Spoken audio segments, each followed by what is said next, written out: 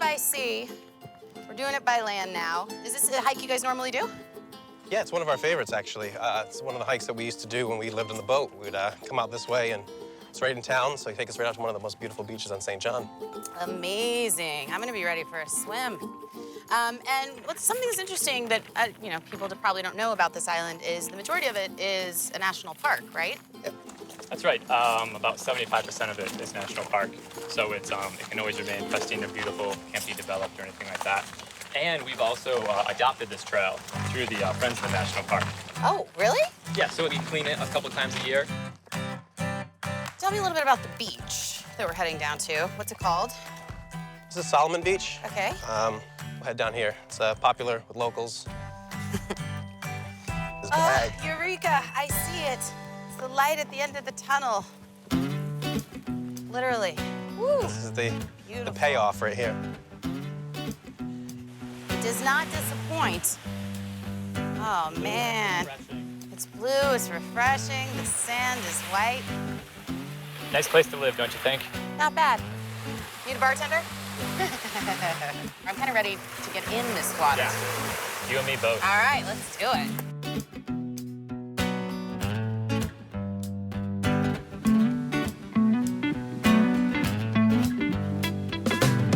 Let the winds carry me, oh yeah. If I could float, I would be over there where the weather suits me, yeah. Be one with the breeze without a care. Grass is greener on the other side, so they say, but I would like to try. Test it out in its natural habitat. Come back, cross the bridge when we get there. We're here, we're in your conference room. Mm-hmm. This is not only your office, but this is your house, right? It is. We do all of our work here, sort of the behind-the-scenes stuff. Yeah, so we live here, work here, and...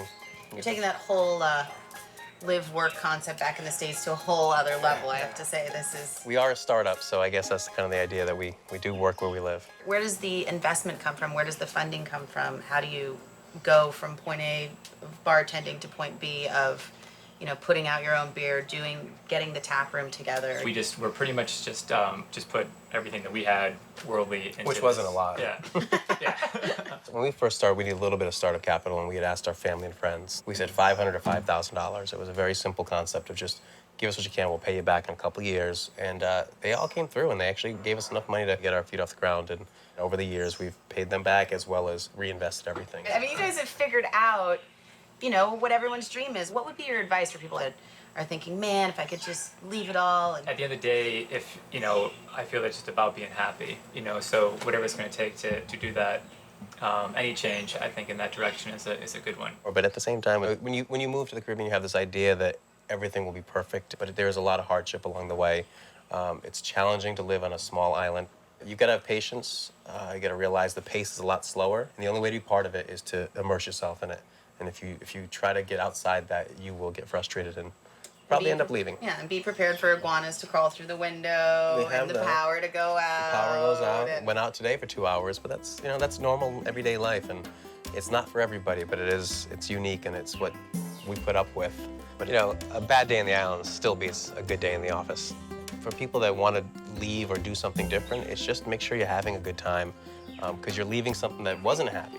And so therefore, you go to a place that makes you happy and work hard at it. It's not going to be easy. It shouldn't be easy. If it's easy, then it's probably just a vacation. It's a great life, and we'll keep doing it. The story continues. We're just living it. Well, on that note, one final cheers. We've done a few of these since I've been here, but thanks for showing me around. It's been a pleasure, gentlemen. Ours too.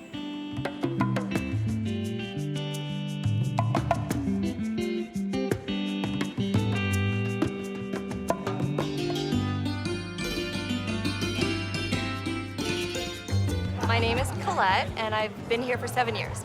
I know Cheech and Kevin because I've been dating Chirag for about 7 years. I think they've impacted the island in a great way. I mean, they're two young men who are living the dream, 10 years here on St. John, and they're still going. They're still going strong, and they're here to stay.